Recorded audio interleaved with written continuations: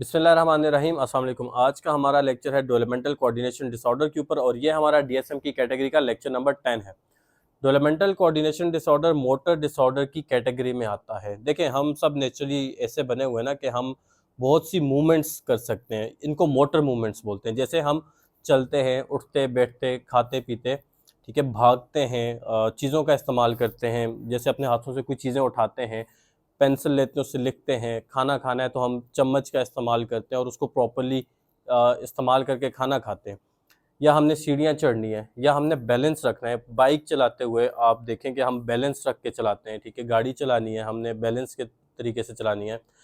या साइकिल है, या सीढ़ियाँ चढ़नी है, ठीक है, जंपिंग करनी है। ये सब वो काम है जिसमें हमारे मसल्स इस्तेमाल होते हैं और मसल्स की इन मूवमेंट्स को बोलते हैं मोटर मूवमेंट्स। अब ये सब नेचुरली हम बड़े प्रॉपर वे में सिस्टमेटिकली कर रहे होते हैं, लेकिन जब भी इन चीज़ों में कुछ लेक आ जाए, इन मोटर मूवमेंट्स में कोई ख़राबी आ जाए, और कुछ बच्चों में ये ख़राबी आ जाती है, तो उनको हम मोटर डिसऑर्डर्स में देखते हैं। जैसे अगर कुछ बच्चे ऐसे हों कि जब वो वॉक कर रहे हो तो आपको लगे कि ये जो वॉक है ये नॉर्मल बच्चों वाली वॉक नहीं है, नॉर्मल बच्चे इस तरह से वॉक नहीं करते, ठीक है। अगर वो भागें तो आपको लगे कि या आप उनको भागने का बोलें तो ऐसा भी हो सकता है कि उनसे भागा ही ना जाए प्रॉपरली, या अगर वो भाग रहे हो तो गिर जाएं भागते हुए। चलते हुए रास्ते में किसी फर्नीचर से बार बार टकरा जाते हो, ठीक है। चीज़ें अगर कोई वो उठाएं, जैसे चाय का कप है, पानी का गिलास है, वो उठाएं तो उनसे गिर जाए, कभी उनके कपड़ों पे गिर जाए, कभी कहीं पे गिर जाए, बार बार उनसे गिर जाए। सीढ़ियाँ चढ़ने का आप बोलें तो उनके लिए एक मुश्किल काम हो। जंप करने का बोलें तो वो सोचते रह जाएं कि अब जंप कैसे करना है। उनको समझ ही ना आ रही हो कि मैं इस मसल को कैसे इस्तेमाल करूँगा और कौन से मसल इस्तेमाल करूँगा, कैसे जंप करूँगा। इसके अलावा उनको अगर आप लिखने के लिए कुछ बोलें, पेन दें या पेंसिल दें, तो वो पहले तो उसको पकड़ें बड़े ऐसे तरीके से कि आपको लगे कि नॉर्मली ऐसे नहीं। जैसे पेंसिल को पकड़ने का एक तरीका होता है, जब वो उसको पकड़ें तो वो बहुत एबनॉर्मल तरीके से पेंसिल को पकड़ें। अगर वो कोई ड्राइंग करने लगें तो बहुत एबनॉर्मल किस्म की ड्राइंग करें, ठीक है। अगर आपने उनको सर्कल बनाने का बोले तो सर्कल उनका बड़ा अजीब सा बना हुआ हो कि उनको समझ ही ना आ रही हो उस पेंसिल का इस्तेमाल कैसे करना है। इसके अलावा खाने पे बैठे तो चम्मच उनको, फॉर एग्जांपल एक बच्चा 4 साल की उम्र में, मैं कहता हूँ कि उसको चम्मच से खाना आ जाना चाहिए। लेट्स से स्पून कह देते हैं, मैं इंग्लिश में वर्ड यूज़ कर लेता हूँ कि वो चम्मच से खाना आ जाना चाहिए, लेकिन वो 4 साल की उम्र में भी उसको चम्मच पकड़ना ना आता हो। अभी बच्चे की तरफ आप कोई बॉल थ्रो करें तो वो उसको कैच ना कर पाए, या वो कोई चीज़ उठा के खुद को बैलेंस, सामान उठाना, कोई वज़न उठाना, उसको बैलेंस करना उसके लिए एक मुश्किल काम हो। एक बेंच के ऊपर खड़े होके चलना, एक पाँव पे खड़े होना, उसके लिए ये बहुत मुश्किल से काम हो, वो बैलेंस ना कर पाता हो, ठीक है। अगर आप उसको किसी बॉल को किक करने का बोलें, उसके लिए मसला हो। कुछ इनवॉलंटरी मूवमेंट्स वो बच्चे शो करते हों, जैसे जर्किंग ऑफ हेड हो सकती है, जैसे ऐसे एक सर को एक तरफ झटक देना, ब्लिंकिंग ऑफ आईज हो सकती है, और बहुत से मोटर मूवमेंट्स हैं जो मैंने आपको स्टटरिंग डिसऑर्डर में भी बताई थी कि स्टटरिंग डिसऑर्डर में भी मोटर मूवमेंट्स आती हैं। आप वो लेक्चर भी जाके देख सकते हैं। तो वो मोटर मूवमेंट्स आना, इसके अलावा आपके पास टिक्स आना, वोकल टिक्स, गले में से ऐसी आवाज़ें बात करते करते, जैसे बाज़ बच्चे बात करते गला साफ बार बार ऐसे गले को साफ कर रहे होते हैं, या किसी भी तरीके से उनकी टिक्स हो सकती हैं। और वो टिक्स ऐसी भी हो सकती हैं जो आपके लिए अजीब सी हो, ठीक है। वो ऐसी आवाज़ें भी हो सकती हैं जो आपको लगे ये बहुत अजीब सी हैं, और ऐसी भी हो सकती हैं जो आपको अजीब सी शायद ना, जैसे गला साफ करना है, लेकिन आप देखेंगे वो रिपीटेडली बार बार गला साफ कर रहा होगा बात करते हुए। तो ऐसी वोकल टिक्स भी आना, ये हम आगे टिक डिसऑर्डर में जाके भी पढ़ेंगे इसको डिटेल में, इसलिए मैं डिटेल में नहीं जा रहा। तो जब भी ये चीज़ें, ये मोमेंट्स, ये टिक्स, ये जो लैक ऑफ कोऑर्डिनेशन है, जब भी ये आप देखेंगे बच्चों के अंदर, तो आप इनको मोटर डिसऑर्डर में देखेंगे। मोटर डिसऑर्डर में 3 मेन डिसऑर्डर हैं, जिसमें आज हम सिर्फ डेवलपमेंटल कोऑर्डिनेशन डिसऑर्डर की बात करेंगे। आज हम इस डिसऑर्डर को डिटेल में एग्जांपल्स के साथ इजी करके समझेंगे। इसका डायग्नोस्टिक क्राइटेरिया भी देखेंगे, इसके डिफरेंशियल डायग्नोसिस भी देखेंगे, ये भी देखेंगे कि ये जो लैक ऑफ मोटर कोऑर्डिनेशन है सिर्फ इस डिसऑर्डर में है या बाकी किसी डिसऑर्डर में भी आ सकती है।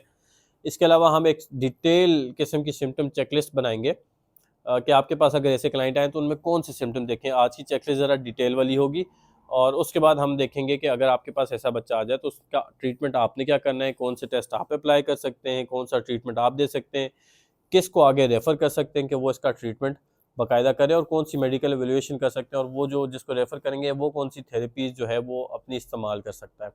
तो स्टार्ट करते हैं। डीएसएम में अगर आप डेवलपमेंटल कोऑर्डिनेशन डिसऑर्डर को देखेंगे तो इसका एक मेन सिम्टम आपने समझ लेना है। मेन सिम्टम है कि लैक ऑफ मोटर कोऑर्डिनेशन। ये जो मोटर मूवमेंट्स मैंने आपको पीछे बताई है ना, जब भी इनमें एक लैक होगा, इनमें जब खराबी होगी, डिस्ट्रप्शन होगी, बच्चे प्रॉपरली मोमेंट्स नहीं शो कर सकते होंगे, किसी चीज़ को उठाना उनके लिए मसला है, चलना फिरना, इनमें जब भी मसल्स की मूवमेंट में लेक होगा तो आप डेवलपमेंटल कोऑर्डिनेशन डिसऑर्डर में देखेंगे। अगर आप डीएसएम के अंदर इसका क्राइटेरिया देखते हैं तो क्राइटेरिया ए अगर आप देखेंगे तो वहां इन्होंने लिखा हुआ है acquisition and execution of coordinated motor skill is below individual chronological age. ऐसे बच्चों की मोटर कोऑर्डिनेशन को सीखने की सलाहियत और उनको इस्तेमाल करने की सलाहियत उनके बाकी जो एज ग्रुप के लोग होते हैं ना उनसे बहुत कम होती है।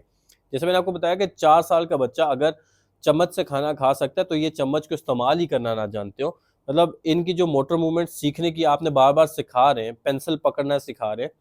4 साल का बच्चा आराम से पेंसिल पकड़ सकता है, तो उसको पता होता है कि इस पेंसिल को कैसे पकड़ के कैसे लिखेंगे।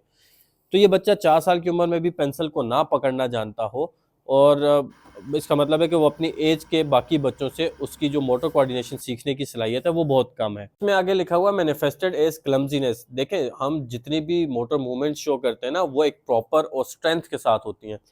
इन बच्चों में ऐसा लगता है जैसे फॉर एग्जांपल ढीलापन है, ये चीज़ों को प्रॉपर्ली कर नहीं पा रहे। जैसे मैंने एग्जांपल्स दी, ये चल नहीं पा रहे प्रॉपर्ली, बॉल को कैच नहीं कर पा रहे, कैंची का इस्तेमाल नहीं कर पाते सही से चीज़ों को काटने के लिए, पेंसिल का इस्तेमाल नहीं कर पाते लिखने के लिए, ड्राइंग करने के लिए, या भाग नहीं पाते, जंप नहीं कर पाते। तो ये सब आता है कि इनका लेक होता है 2 तरह की मोटर मूवमेंट्स, जो मेजर मोटर मूवमेंट्स जिनको कहा जाता है वो है, एक है फाइन मोटर मूवमेंट्स और एक है ग्रॉस मोटर स्किल्स भी जिसको बोलते हैं, मूवमेंट्स भी बोलते हैं। ये 2 नाम आपने पहले भी सुने होंगे। अब आ जाते हैं फाइन मोटर मूवमेंट्स क्या होती है। फाइन मोटर मूवमेंट्स वो होती हैं जहाँ पे आपके बॉडी के छोटे मसल्स इन्वॉल्व होते हैं। जैसे अगर आपने पेंसिल से पकड़ के लिखना है तो आपके फिंगर्स के मसल इस्तेमाल हो रहे हैं, आपने कोई चीज़ जैसे मोबाइल उठाना है तो आपके हाथ के मसल इन्वॉल्व हो रहे हैं, आपने बटन बंद करने हैं तो आपके भी छोटे हाथों के मसल, ये फिंगर्स के मसल इन्वॉल्व हो रहे हैं, शूज़ के लेसेस बंद करने हैं तो भी वही छोटे मसल इन्वॉल्व हो रहे हैं। और क्या होता है कि इस डिसऑर्डर में बच्चों की इन मोटर मूवमेंट्स में लेक होता है। बटन बंद करना एक इशू है, शूज़ के लेसेस बंद करना एक इशू है, पेंसिल से लिखना एक इशू है, कोई छोटे वजन वाली चीज़ उठाना एक इशू है।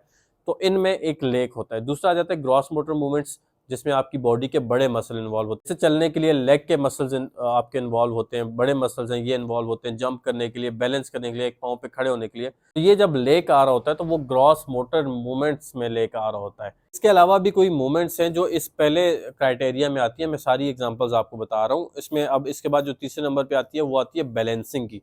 देखिए, हम जब बाइक चलाते हैं, हम जब एक पाँव पे खड़े होते हैं तो ये बैलेंस करते हैं चीज़ों को। तो इन बच्चों में उस बैलेंस का भी लेक आ रहा होता है कि ये चीज़ों को बैलेंस करें। आप एक बेंच पे खड़ा कर दें इनको कि चलो आप, तो ये नहीं चल पाएंगे। तो वो बैलेंस मूवमेंट्स जो हैं वो इनकी कोऑर्डिनेटेड नहीं होती। इसके अलावा विजुअल मोटर मूवमेंट्स जो आपको मैं बता चुका हूँ, फाइन मोटर की टाइप में आता है कि आपका जहाँ पे हैंड आई कोऑर्डिनेशन इस्तेमाल होता हो। जैसे आपने कोई चीज़ ड्रॉ करनी है पेंसिल से, आप अपनी आंखों से देखते हैं कि मैंने ऐसे ट्राइंगल ड्रॉ करना है, ऐसे सर्कल ड्रॉ करना है, और पेंसिल को उसी के अकॉर्डिंग जहां आप देख रहे होते हैं उसी के अकॉर्डिंग जो है वो चला रहे होते हैं। इनका ये होता है, ये देख उस तरह नहीं रहे होते, ड्रॉ किसी और तरह से कर रहे होते हैं और देख किसी और तरह से रहे होते हैं। इसके अलावा सेंसरी मोटर स्किल्स का भी लेक होता है। देखें, हमारे सेंसेस होते हैं ना जिनके थ्रू हम काम करते हैं, जैसे टच का सेंस है। आपने देखा होगा ऐसे बच्चे अगर पेंसिल को पकड़ के कुछ लिखने लगे ना तो नॉर्मली बच्चे पेंसिल को इतने जोर से नहीं पकड़ते, नॉर्मल अंदाज में पकड़ते हैं और लिखते हैं। ये बड़े प्रेशर के साथ बहुत दबा के पेंसिल को पकड़ते हैं, ठीक है, और इनको नहीं एहसास हो रहा होता कि इन्होंने बहुत ज़्यादा जोर लगाया हुआ है पेंसिल के ऊपर, ठीक है। जैसे एक मैंने आपको ऑटिज्म में बताया था, सेंसलेस हो जाते हैं बच्चे अक्सर, टेम्परेचर का इनको अक्सर नहीं इतना फील होता होगा, सेंस उस तरह काम नहीं करता होगा, ठंडी जगह पे बैठ के तो नहीं पता चलता होगा कि बहुत ज़्यादा ठंडी जगह पे बैठे हुए हैं।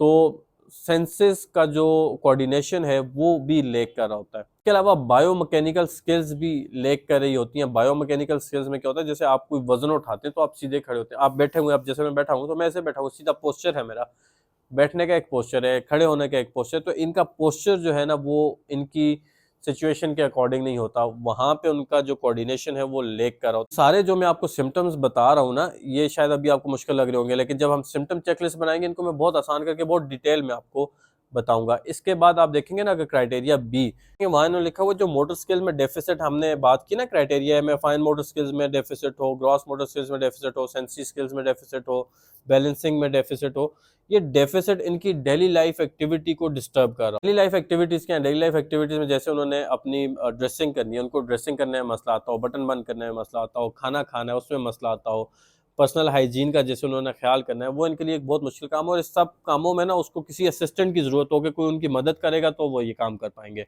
इसके अलावा स्कूल के जो काम है उसमें उनको स्कूल की परफॉर्मेंस उनकी अफेक्ट हो रही है, क्योंकि देखिए उनकी राइटिंग भी ख़राब होती है, उनकी ड्राइंग भी ख़राब होती है, तो वो ना कहीं उनकी स्टडीज़ को बहुत बुरी तरह अफेक्ट कर रहे होते हैं। उनकी जो परफॉर्मेंस है ना वो परसिस्टेंटली लो होना शुरू हो जाती है। इसके अलावा प्री वोकेशनल और वोकेशनल एक्टिविटीज़ जो होती हैं, जैसे जब बच्चे बड़े हो जाते हैं तो उनको ना अपने करियर के अंदर काम करने में, जैसे कोई टाइपिंग करनी है, रिपोर्ट राइटिंग करनी है, आपने मशीनरी ऑपरेट करनी है, लेबर को एंगेज करना है, इन सब एक्टिविटीज़ में ना उनको प्रॉब्लम आ रहा हो बहुत ज़्यादा, बाइक चलाना है, गाड़ी चलानी है, इसमें उसके कोऑर्डिनेशन का लेक हो रहा हो। इसके अलावा जो लेयर एक्टिविटीज़ हैं जिसमें उनको एंजॉय करना है, स्पोर्ट्स करना है, फुटबॉल खेलना है, क्रिकेट खेलना है, कोई भी गेम खेलनी है, उसको भी वो अवॉइड कर रहे हो, क्योंकि उनको कोऑर्डिनेशन का लेक आ रहा होता है, तो वो उस चीज़ों को अवॉइड करना शुरू कर देते हैं और उनमें इन्वॉल्व नहीं होते। क्राइटेरिया सी अगर आप देखेंगे तो वहाँ उन्होंने लिखा हुआ है जिसका ऑनसेट है वो डेवलपमेंटल होम है, जब बच्चा ग्रो कर रहा है, 4 साल की उम्र, 5 साल की उम्र, डेवलपमेंटल स्टेज पे होता है, वहाँ पे इसको डायग्नोज आपने कर देना है। इसके अलावा क्राइटेरिया डी अगर आप देखेंगे तो उन्होंने लिखा हुआ है कि इसके सिम्टम्स आईडी के सिम्टम्स में नहीं होने चाहिए, इंटेलेक्चुअल डिसेबिलिटी बच्चे को नहीं होनी चाहिए, विजुअल इम्पेयरमेंट नहीं होनी चाहिए, न्यूरोलॉजिकल कंडीशन नहीं होनी चाहिए, ऐसी कंडीशन जो अफेक्ट करे मूवमेंट्स को, जैसे सेरेब्रल पाल्सी है, मसल डिस्ट्रॉफी है और डीजेनरेटिव डिसऑर्डर है। इंटेलेक्चुअल डिसेबिलिटी से तो हम इसको आगे जाकर डिफरेंशिएट करेंगे, पहले सेरेब्रल पाल्सी समझ लें। सेरेब्रल पाल्सी एक परमानेंट मोटर मूवमेंट डिसऑर्डर है, जो इस वजह से होता है कि या तो आपकी ब्रेन की ग्रोथ बहुत एबनॉर्मल हो रही है, या उसके ऐसे पार्ट में जो मूवमेंट्स के साथ रिलेटेड है उसमें कोई डैमेज आ गया बहुत ज़्यादा। इसके अलावा आप देखेंगे मसल डिस्ट्रॉफी। मसल डिस्ट्रॉफी में ये होता है कि आपके मसल्स जो हैं वो वीक होना शुरू हो जाते हैं, ये एक जेनेटिक डिसऑर्डर है। इसमें ये होता है कि जो बच्चे हैं या जो बड़े भी हो रहे हैं उनके जो मसल्स हैं वो वीक होना शुरू हो जाते हैं और मसल लॉस शुरू हो जाता है। अब जब मसल लॉस होता है तो ज़ाहिर है मोटर मूवमेंट्स नहीं रहती उनकी। तीसरे नंबर पे डीजेनरेटिव डिसऑर्डर है। अब इसमें ये होता है टिश्यू जो होते हैं आपकी बॉडी में, जो टिश्यूज़ होते हैं या जो ऑर्गन्स होते हैं, उनका ब्रेक डाउन शुरू हो जाता है, वो ख़त्म होना शुरू हो जाते हैं। तो अगर ये 3 रीज़न्स हैं, मेडिकल रीज़न्स हैं, तो आप इस डिसऑर्डर को डायग्नोज़ नहीं करेंगे। अब आ जाते हैं डिफरेंशियल डायग्नोसिस के ऊपर कि आपने डेवलपमेंटल कोऑर्डिनेशन डिसऑर्डर को किन किन डिसऑर्डर से डिफरेंशिएट करना है। सबसे पहला डिसऑर्डर जिसे डिफरेंशिएट करना है वो है motor impairment due to another medical condition. मैंने आपको पहले अभी पीछे बता चुका हूँ, कोई भी मेडिकल कंडीशन होगी अगर वो आ रही है तो आप इस डिसऑर्डर को डायग्नोज नहीं करेंगे। अब पता कैसे चलेगा? वो पता चलेगा मेडिकल एवेल्यूएशन करा के, जैसे सेरेब्रल पाल्सी है, मसल डिस्ट्रॉफी है, डीजेनरेटिव डिसऑर्डर है, या कोई भी मेडिकल कंडीशन है, तो वो आप अगर वो है तो फिर आप इस डिसऑर्डर को डायग्नोज नहीं करेंगे। दूसरे नंबर पे आपने जिससे डिफरेंशिएट करना है वो है इंटेलेक्चुअल डिसेबिलिटी। देखें, इंटेलेक्चुअल डिसेबिलिटी डिसऑर्डर में भी ना मोटर मूवमेंट्स की कोऑर्डिनेशन का लेक होता है, उनकी मोटर मूवमेंट्स प्रॉपर नहीं होती। लेकिन जो एक मेन रीजन है ना जिससे आप इसको डिफरेंशिएट कर सकते हैं वो है सबसे पहले इंटेलेक्चुअल लेवल। इंटेलेक्चुअल डिसेबिलिटी में बच्चों का इंटेलेक्चुअल लेवल भी बहुत वीक होता है, इसमें इंटेलेक्चुअल लेवल वीक नहीं होता, उसमें रीजनिंग नहीं होती, इसमें रीजनिंग होती है। ठीक है, उसमें कम्युनिकेशन स्टार्ट में बहुत वीक होता है, इसमें कम्युनिकेशन ठीक होता है, बस इसमें कोऑर्डिनेशन का मसला होता है, हैंड आई कोऑर्डिनेशन का, मसल मूवमेंट्स का ये मसला होता है। इंटेलेक्चुअल एबिलिटी इनकी सबसे अच्छी होती है, लेकिन अगर दोनों सिम्टम्स मैच कर जाएं तो आप दोनों को साथ में डायग्नोज भी कर सकते हैं। इसके अलावा तीसरा डिसऑर्डर जिससे आपने इसको डिफरेंशिएट करना है वो है एडीएचडी। देखें, अटेंशन डेफिसिट हाइपर एक्टिविटी में भी ये होता है ना, बच्चे चलते चलते चीज़ों से टकरा जाते हैं, फर्नीचर से टकरा जाते हैं, वो कोई चीज़ उठाते हैं, पानी का गिलास उठाते हैं, उनसे गिर जाता है, लेकिन वो होता है या तो हाइपर एक्टिविटी की वजह से या अटेंशन डेफिसिट की वजह से, वो मोटर कोऑर्डिनेशन का लेक नहीं होता। तो हाइपर एक्टिविटी की वजह से अगर हो रहा है तो फिर वो एक मेजर सिम्टम वही है कि हाइपर एक्टिविटी है, लेकिन अगर ये बात वही है अगर दोनों सिम्टम्स इनके साथ में आ रहे हैं तो आप दोनों को साथ भी डायग्नोज कर सकते हैं। चौथे नंबर पे जिस डिसऑर्डर से आपने इसको डिफरेंशिएट करना है वो है ऑटिज्म।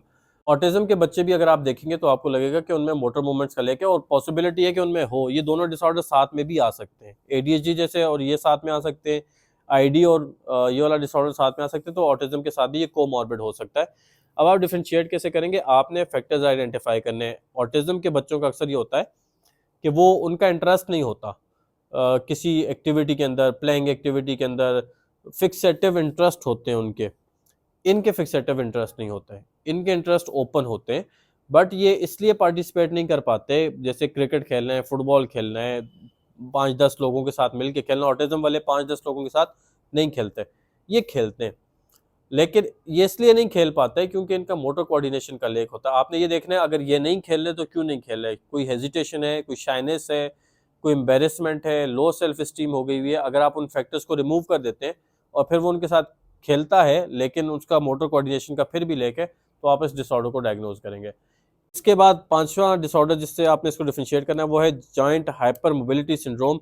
ये एक कनेक्टिव टिश्यू डिसऑर्डर है। इसमें क्या होता है कि बच्चे की बॉडी में ना बहुत ज़्यादा फ्लेक्सिबिलिटी आ जाती है और आपको लगेगा कि मोटर कोऑर्डिनेशन लेके, लेकिन ये फ्लेक्सिबिलिटी बियॉन्ड नॉर्मल वेरिएशन हो जाती है। बहुत ज़्यादा फ्लेक्सिबल होती है बच्चे की बॉडी, इतनी कि उसकी जो बॉडी के जॉइंट्स हैं उनमें डिसलोकेशन के चांसेस ज़्यादा हो जाते हैं। तो आपने ये देखा कि कहीं बच्चे को ये वाला सिंड्रोम तो नहीं है। वो ज़ाहिर है एवेल्यूएशन के थ्रू, मेडिकल एवेल्यूएशन के थ्रू ही आपको पता चल सकता है। अगर वो है तो फिर आप ये डिसऑर्डर डायग्नोज नहीं करेंगे। अब आ जाते हैं इस डिसऑर्डर के मेन पार्ट के ऊपर, जहाँ पे आपने देखना है कि अगर ऐसा क्लाइंट आपके पास आ जाए तो आप उनमें कौन से सिम्टम्स हैं जो आपने देखने। ये सिम्टम्स की चेकलिस्ट हम बना लेते हैं। अब ये सिम्टम्स मैं आपको बार बार हर दफ़ा बताता हूँ, आप थ्रू ऑब्जर्वेशन भी चेक कर सकते हैं, थ्रू एक्टिविटीज़ भी चेक कर सकते हैं, थ्रू पेरेंट्स से इंफॉर्मेशन लेके भी इनको कंफर्म कर सकते हैं कि ये जो सारे सिम्टम्स हैं बच्चे में पाए जाते हैं कि नहीं पाए जाते। वन बाय वन सारे सिम्टम्स को जो है हम देखते हैं। सबसे पहले सिम्टम्स हम देखेंगे मोटर स्किल्स के सिम्टम को, जिसमें सबसे पहला सिम्टम ये आता है कि बच्चे को difficulty of fine motor skills में, जो मैं आपको बता चुका हूँ, उसको राइटिंग में, टाइपिंग में, शू लेसेस बंद करने में, बटन में, जिसपे उसके छोटे मसल इन्वॉल्व होते हो ना, फिंगर्स के मसल। जैसे अगर आप उसको कहें ना कि आप अपने अंगूठे को पहले बंद करो फिर बाद में फिंगर्स बंद करो, उसको उससे ये ना होता हो, उसको ये कोऑर्डिनेशन ना समझ आता हो, या पहले फिंगर्स बंद करो फिर ऊपर से अंगूठा बंद करो, उसको ना होता।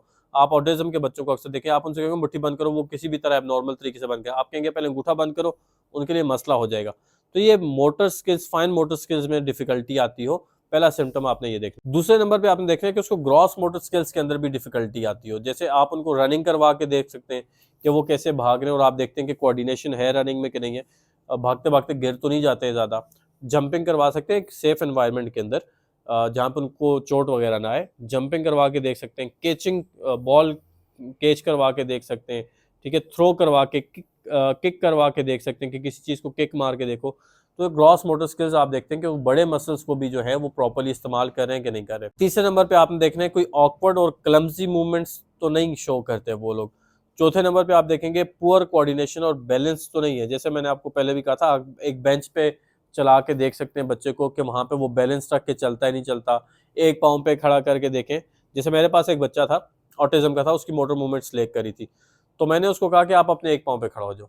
वो एक पाँव पे खड़ा ही नहीं हो पाता था। फिर मैंने उसके लिए एक टाइम चैलेंज लगाया कि मैं 10 तक काउंट करूंगा, आपने एक पाँव ऊपर ही रखना है। मैं 1, 2 करता, उसका पाँव नीचे वापस आ जाता। तो लेकिन आहिस्ता आहिस्ता उसको जब ये प्रैक्टिस कराते गए तो उसने 10 सेकंड तक एक टांग पे बैलेंस रखना शुरू किया। जब वो एक टांग पे खड़ा होता था ना, दूसरी तरफ गिर जाता, जिस टांग पे खड़ा उसी तरफ गिर जाता था, वो खड़ा नहीं हो पाता था। तो आपने ये देखना है कि वो बैलेंसिंग कर सकते हैं कि नहीं कर सकते। इसके अलावा जो सिम्टम आपने देखना है, तो डिफिकल्टी हो ऐसी एक्टिविटीज के अंदर जो बायलैटरल कोऑर्डिनेशन की जिसमें जरूरत हो। जैसे बाइक चलाना है, साइकिल चलाना है, ठीक है, गाड़ी चलाना है, इस किस्म की चीज़ें जहाँ पे उनको कोऑर्डिनेशन की ज़्यादा ज़रूरत होती है, तो वहाँ पे आपने देखना है कोई लेक तो नहीं है। छठे नंबर पे आपने देखना है कि डिफ़िकल्टी तो नहीं है ऐसी एक्टिविटीज़ जिसमें मोटर प्लानिंग की और सीक्वेंस की ज़रूरत है। देखिए बहुत से काम आप ऐसे करते हैं जिसमें स्टेप बाय स्टेप प्रोसेस होता है। जैसे फॉर एग्ज़ाम्पल आप ले लें, डांस करना है, पहले ये स्टेप है, फिर ये स्टेप है, फिर ये स्टेप है। तो आप उसको समझाएँ और जैसे ही करने लगे वो फिर जो है वो मिस अप कर दे। उसको समझ ही ना आए कि सीक्वेंस क्या था, स्टेप वाइज़ कैसे। जैसे वो जो मैंने आपको बताया जो ऑटिज़्म का बच्चा था, उसमें मोटर मूवमेंट्स का लेग था, ये दोनों चीज़ें उसमें आ रही थी। तो उसको मैं कहता था ना, आपने पहले यहाँ से यहाँ रनिंग करके जाना है, फिर रनिंग करके यहाँ आना है, फिर वहाँ से वहाँ जाना है। तो वो सीक्वेंस ही भूल जाता था कि सीक्वेंस क्या है, ठीक है। तो उनको प्लानिंग में और सीक्वेंसिंग में भी कोऑर्डिनेशन ना होता हो कि पहला पॉइंट ये था, दूसरा पॉइंट ये था, तीसरा ये और चौथा ये। इसके अलावा सातवां सिम्टम आपने जो उनमें देखना है वो ये कि ट्रबल हो with activities that require precise hand eye coordination. Hand eye coordination में ड्राइंग आती है, आप उनसे ड्राइंग करवा के देखें, उनको बोलें ट्राइंगल बनाओ, ये सर्कल बनाओ, कुछ लिखा के देखें। आप पेंसिल का उनकी ग्रिप देखें कैसी है, वो तो ग्रॉस फाइन मोटर में आ गया। इसमें यह कि वो लिखते हुए कैसे लिख रहा है, वर्ड्स को कैसे बना रहा है। इसके अलावा आपने डेली एक्टिविटीज के अंदर भी कुछ सिम्टम्स देख। जैसे सबसे पहला सिम्टम आपने ये देख रहे हैं कि वो फ्रीक्वेंटली चीज़ों को ड्रॉप कर देते हो, उनके हाथों से छूट जाती हो। जैसे पानी का गिलास उठाया, गिर गया उनसे हाथ से, उन्हें मोबाइल उठाया कि मोबाइल ला के मुझे दो, आपने मांगा तो वो लाते लाते उनसे वहीं पर गिर गया। तो वो कोई चीज़ उठाएं तो उनसे बाबा गिर जाए। दूसरे नंबर पे आपने ये देखना है कि बम्पिंग इनटू फर्नीचर, वॉल्स और अदर पीपल, के चलते चलते किसी भी चीज़ से टकरा जाएं, दीवारों से टकरा जाएं, फर्नीचर से टकरा जाएं, भागते भागते लोगों से टकराना शुरू हो जाए। तो मतलब वो कोऑर्डिनेशन ना हो उनको कि यार मैं चलूंगा तो मैंने रास्ते में देखना है मैं किसी चीज़ से टकरा तो नहीं रहा, टकरने से कैसे बचना है। तो उनको ये इस चीज़ की कोऑर्डिनेशन ना हो। तीसरा सिम्टम आपने जो देखना है वो ये कि डिफ़िकल्टी हो विद सेल्फ केयर टास्क, जैसे ड्रेसिंग, ग्रूमिंग, अपना ख्याल रखना, अपनी हाइजीन का ख्याल रखना, इसमें भी उनको डिफ़िकल्टी हो। चौथे नंबर पे आप देखते हैं ट्रबल ऑर्गेनाइजिंग पर्सनल बिलोंगिंग और कंप्लीटिंग टास्क रिक्वायर कोऑर्डिनेशन। जैसे अगर आप उसको बोल दें कि भाई आप अपना बैग पैक करके बताओ, ठीक है, या आपने डेस्क एक टेबल पे चीज़ें सेट की हो, ऑर्गेनाइज करके रखी हो, आप उनको मैसअप कर दें, आप उनको बोलें कि आप इसको ऑर्गेनाइज करके बताओ, पहले उसको सिखाएं। 5-6 दफ़ा सिखाने के बाद भी वो ये काम ना कर पाता हो, तो फिर आप देखते हैं कि हाँ, ये वाला सिम्टम उससे पाया जाता है। 5वें नंबर पे आप देखें कि अवॉइडेंस ऑफ स्पोर्ट्स हो, फिजिकल एक्टिविटीज़ हो ड्यू टू कोऑर्डिनेशन डिफ़िकल्टी, कि वही कि क्योंकि वो कोऑर्डिनेट नहीं कर सकते, इस वजह से वो अवॉइड करता हो स्पोर्ट्स की एक्टिविटीज़ को। 6ठे नंबर पे आपने देखना है कि रिलक्टेंट हो to participate in activities that involve fine motor skills, जैसे क्राफ्टिंग है, कुकिंग है, जहाँ पे आपकी जो मोटर स्किल्स का इस्तेमाल ज़्यादा होता है, तो वो उसको भी रिलक्टेंट हो, इसको इस्तेमाल करने में बहुत ज़्यादा रिलक्टेंट हो, रेजिस्ट करता हो इन चीज़ों को। इसके अलावा आपने उसकी एकेडमिक परफॉर्मेंस की एवेल्यूएशन भी करनी है। सबसे पहला सिम्टम आपने ये देखना है कि उसकी हैंड राइटिंग जो है वो बहुत पुअर किस्म की हो, ख़राब हैंड राइटिंग हो। दूसरे नंबर पे आपने देखना है कि वो बोर्ड और बुक से देखकर भी कॉपी ना कर सकता हो प्रॉपर्ली, जल्दी टाइम पे। और तीसरा, इनएक्यूरेट या स्लो राइटिंग असाइनमेंट हो उसकी। चौथे नंबर पे आपने देखना है कि उसके जो एकेडमिक ग्रेड्स हैं ना, उसके बाकी क्लास फेलो से बहुत लो आ रहे हो। इसके बाद आपने सोशल और इमोशनल एरिया में भी देखना है कि फ्रस्ट्रेशन हो उसको, बहुत ज़्यादा लो सेल्फ इस्टीम हो, क्योंकि वो मोटर स्किल्स की वजह से बाकी एक्टिविटीज़ में परफॉर्म नहीं कर पा रहा, तो वो बहुत ज़्यादा फ्रस्ट्रेट हो जाए इस वजह से। इसके अलावा सोशल विड्रॉल हो, अवॉइडेंस हो, मतलब कटना शुरू हो जाए, आइसोलेट होना शुरू हो जाए लोगों से, क्योंकि वो फिजिकल कोऑर्डिनेशन की एक्टिविटीज़ में पार्टिसिपेट नहीं कर सकता। तीसरे नंबर पे आप देखेंगे एंजाइटी हो, एम्बेरसमेंट हो बच्चे को सोशल सिचुएशन के अंदर, जब भी ऐसी सिचुएशन में जाए जहाँ पे लोग कहें आओ यार क्रिकेट खेलते हैं, आओ यार ये मिलके काम करते हैं, जहाँ पे उसको फिजिकल कोऑर्डिनेशन की ज़रूरत है, तो उसको एम्बेरसमेंट हो, एंजाइटी हो वहाँ पे वो परफॉर्म करने में। इसके अलावा आपने देखना है कि नेगेटिव फीडबैक हो या बुली करते हो इसके दोस्त, इसके जो पीयर्स हैं, इसका जो ग्रुप है, क्योंकि इसकी कोऑर्डिनेशन का लेके इसकी वजह से इसको बहुत ज़्यादा लोगों से नेगेटिव फीडबैक मिलता हो। ये सिम्टम्स की एक चेकलिस्ट थी। आपने बस ये ध्यान रखना है कि ये जो सिम्टम्स हैं ये वेरी कर सकते हैं सेवेरिटी लेवल में। कुछ सिम्टम्स ऐसे हो सकते हैं जो एक बच्चे में बहुत ज़्यादा सीवियर तौर पे आ सकते हैं और कुछ बच्चों में बहुत कम आ सकते हैं। आ जाते हैं ऐसे बच्चों का ट्रीटमेंट कैसे किया जाता है। अगर ऐसा क्लाइंट आपके पास आ जाए तो आपने सबसे पहले डिटेल केस हिस्ट्री लेनी है, माइलस्टोन चेकलिस्ट लेनी है, सिम्टम्स को कन्फर्म करना उसके अंदर, ठीक है? थ्रू एक्टिविटीज़ करें जो मैंने आपको बता दिया। इसके अलावा फिर आपने ये करना है कि आपने देखना है कि इसको इंटेलेक्चुअल डिसेबिलिटी तो नहीं है, आपने उसको डायग्नोज करके देखना है। और आपने इमोशनल और बिहेवियरल इश्यूज़ को भी देखना है, उनकी भी असेसमेंट करनी है, कहीं उसमें कोई इमोशनल और बिहेवियरल इश्यूज़ तो नहीं आ रहे इस लैक ऑफ कोऑर्डिनेशन की वजह से। फिर आपने एक टेंटेटिव डायग्नोसिस या एक डाउटफुल डायग्नोसिस दे देना है बच्चे को, और फिर उसको रेफ़र करना है ऑक्यूपेशनल थेरेपिस्ट की तरफ, ओटी की तरफ, ठीक है? और मेडिकल इवैल्यूएशन के लिए भेज देना है। ओटी पे आने से पहले मैं बता देता हूँ कौन-कौन से मेडिकल टेस्ट आप उसके करवा सकते हैं या किन के लिए रेफ़र कर सकते हैं। एक मेडिकल स्पेशलिस्ट को रेफ़र कर दें और उनको आप एक लेटर लिख दें कि आप इसकी ये इवैल्यूएशन करवा के देख लें। आप उसके ब्लड टेस्ट करवा सकते हैं, मेटाबॉलिक स्क्रीनिंग करवा सकते हैं। ये मैं आपको पहले पिछले डिसऑर्डर्स में बता चुका हूँ, अगर आपने वो नहीं देखे हुए तो आप उन डिसऑर्डर्स में जाके देख लें, इनकी थोड़ी-थोड़ी डिटेल्स मैंने वहाँ पे शेयर की हुई हैं। विजन और हेयरिंग आप उसकी चेक करवा सकते हैं, न्यूरो इमेजिंग करवा सकते हैं, आर्थोपेडिक इवैल्यूएशन करवा सकते हैं ताकि चेक कर सकें कि कोई मसल स्केलेटल एब्नॉर्मेलिटी तो नहीं है बच्चे में, और जेनेटिक टेस्टिंग भी करवा सकते हैं आप उसकी। ये साइड बाय साइड आप करवाते रहते हैं, क्योंकि अगर मेडिकल कोई कॉज निकल आती है ना, तो फिर ज़ाहिर है फिर वो आप उसको मेडिकली ट्रीटमेंट की तरफ भेज देते हैं, फिर आप उसको यहाँ नहीं रखते। अगर कोई मेडिकल कॉज नहीं है, सिर्फ मोटर कोऑर्डिनेशन का इशू आ रहा है, तो फिर आप इसको ऑक्यूपेशनल थेरेपिस्ट को रेफर कर देते हैं। क्लिनिकल साइकोलॉजिस्ट ऐसा जितना डील नहीं कर सकते अनलेस एंड अनटिल वो कोई स्पेशल कोर्सेज करके ओटी के फिर आके वो इसको डील कर सकते हैं।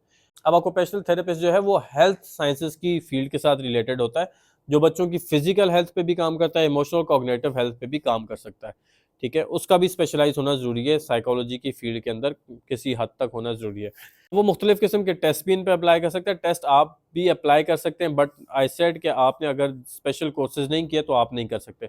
कौन-कौन से टेस्ट अप्लाई कर सकता है, मैं वन बाय वन उनके नाम बताता हूँ। सबसे पहला टेस्ट जो वो अप्लाई कर सकता है, जिसके थ्रू वो असेसमेंट करेगा, वो है movement assessment battery for children. इससे मोटर प्रोफिशिएंसी की असेसमेंट होती है 3 साल की उम्र से लेकर 16 साल की उम्र तक के बच्चों के लिए। दूसरे नंबर पे जो टेस्ट अप्लाई कर सकता है वो है P body development motor scale. तीसरे नंबर पे जो टेस्ट अप्लाई कर सकता है वो है ब्रुइन इंक्स ऑसिरेट्स की टेस्ट ऑफ मोटर प्रोफिशिएंसी। चौथे नंबर पे जो टेस्ट वो अप्लाई कर सकता है वो है developmental test of visual motor integration. पांचवें नंबर पे जो टेस्ट वो अप्लाई कर सकता है वो है कैनेडियन ऑक्यूपेशनल परफॉर्मेंस मैयर। और छठे नंबर पे है sensory integration and praxis test.